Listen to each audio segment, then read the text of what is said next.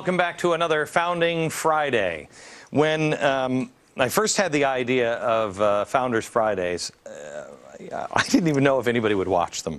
And they are some of our highest rated shows that we have had, our highest rated Fridays out of my whole time in television.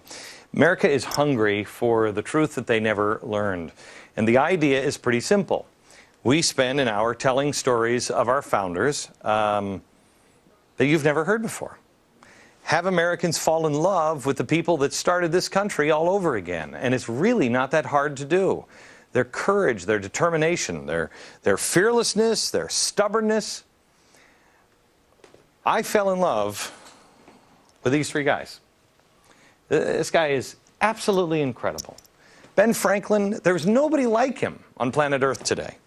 George Washington, I hope that we can find our George Washington.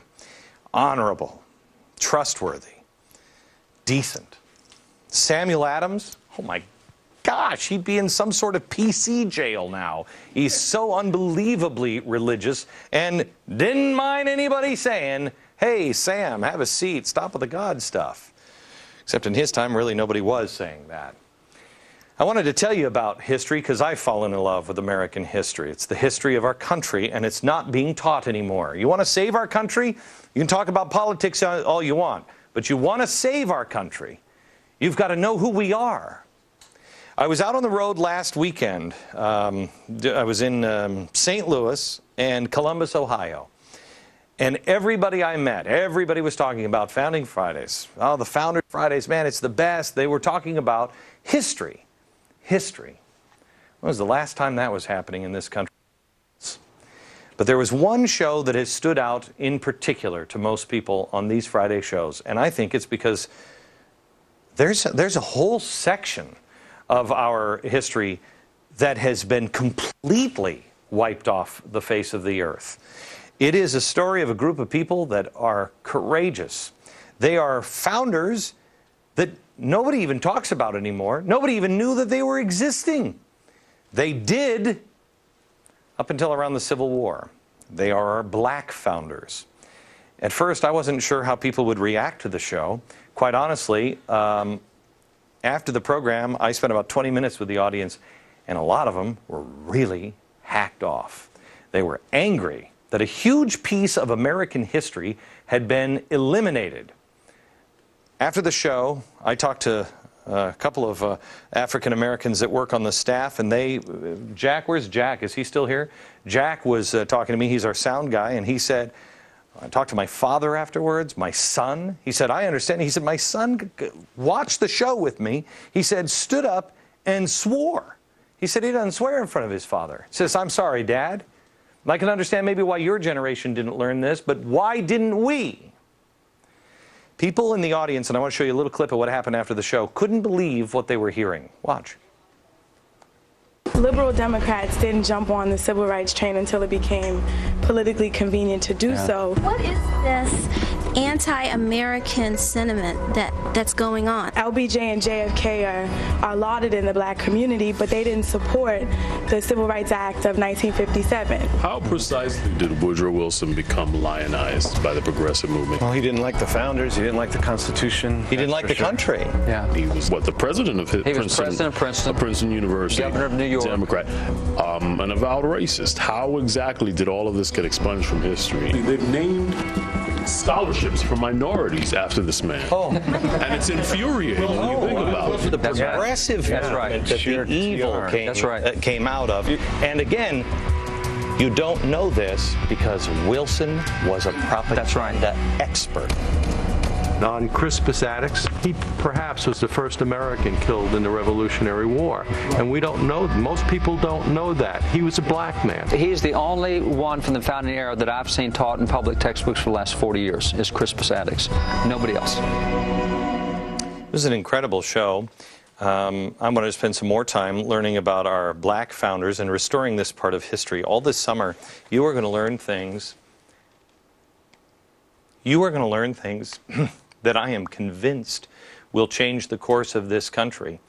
We are going to set history right again, find out who we really, truly are. So much of our differences will be erased So many of the problems that we face now, we don't have to face.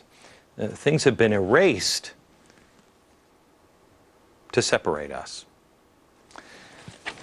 This is a book that I want you to pick up, American History in Black and White.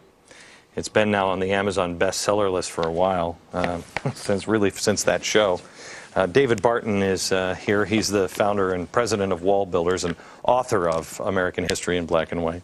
And David, I have to tell you, I was reading this book. It's an easy read, and it really only scratches the surface. But I have to tell you, I was ashamed of myself. I started to read this, and I saw this. This is a Thanksgiving sermon, preached January 1st, 1808. And so I'm reading this sermon. Who's it given by, David? Absalom Jones, the Reverend Absalom Jones. Who is he? He is a black founder. He is the first black Episcopal bishop. He is the guy who served with signer of the Declaration, Benjamin Rush, to treat the yellow fever epidemic of 1793, probably the first black trained physician trained by signer of the Declaration. But that's really, if I'm not mistaken, if I remember right, really an amazing physician as well. He was. He and Richard Allen both. It was an amazing thing when that yellow fever epidemic of 1793 hit. Philadelphia was where it hit. That was the national capital. You had President Washington there. You had the House, the Senate. It hits. Nobody knows what causes yellow fever back then. Who knew that it was mosquitoes? 40,000 people in town. It killed 4,000 people. So 10% of the population. Doctors don't know what caused it. You got dozens of doctors in Philadelphia. They all left town except Dr. Benjamin Rush. He said, God called me to serve in medicine. I'm not leaving because it's dangerous. The other two guys that stayed were two black preachers, Richard Allen, Absalom Jones. Those three guys took care of 30,000 folks in Philadelphia themselves. On top of that, Absalom Jones and Richard Allen would bury up to 120 folks a day that died as a result of yellow fever. Everybody else has left town. I mean, they're gone. All right, so now wait a minute. Richard Allen was also, he was a preacher at a white church, right? A mega church. A mega church. He would preach to 2,000 whites at a church in Philadelphia. Again, give me the year. This is about 1790s. Okay. How many here in the audience have been led to believe that in the 1790s, blacks and whites hated each other, it was slavery, right? And how many people, raise your hand, how many people said, look at that. Yeah. Look at that. Yeah. We just hated each other. Yeah. Actually, the truth is, with Richard Allen, this mega preacher, he tried to segregate. Yeah. Tell me the story. In the 1790s, he proposed having a black denomination. And both whites and blacks said, we don't want to do that. No, we want the integrated stuff. We don't want separate denominations. There was finally an overt act of racism in one church that kind of gave him the impetus to go ahead and start a black denomination. But for years, neither blacks nor whites wanted a separate denomination because they worshiped together in those churches in Philadelphia and elsewhere.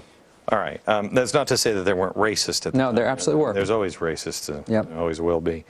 All right. So I'm reading this book, and I'm reading this sermon. And I have to tell you, I'm ashamed of myself because I come to this part. In behalf of our brethren, it becomes us this day to offer our united thanks.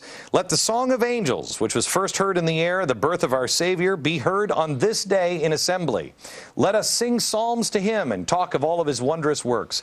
Listen to this, let the first day of January be set apart every year as a day of thanksgiving. And when our children shall ask in time to come, saying, what mean the lessons, the psalms, the prayers, and the praises in the worship of this day? Let us answer them by saying, the Lord, on the day of which this is the anniversary, did what? Does anybody want to say? Has anybody ever heard of this? The 1st of January should be celebrated in the entire country every year, and when our children, it should be such a big deal that when our children come and say, what is the meaning of the celebration on the 1st of January? Anybody? One. The Constitution states that not until 1808 can you abolish the African slave trade. So that is the date, January 1st. Abraham Lincoln actually talks about it in hot haste. They put that law into effect. Okay. How many people knew that? Do you know when? Now remember, England is known for abolishing the slave trade peacefully, etc., etc. They did it in 1807. They didn't abolish slavery just the trade of slaves in 1807. We did it in 1808. They beat us by a year, but David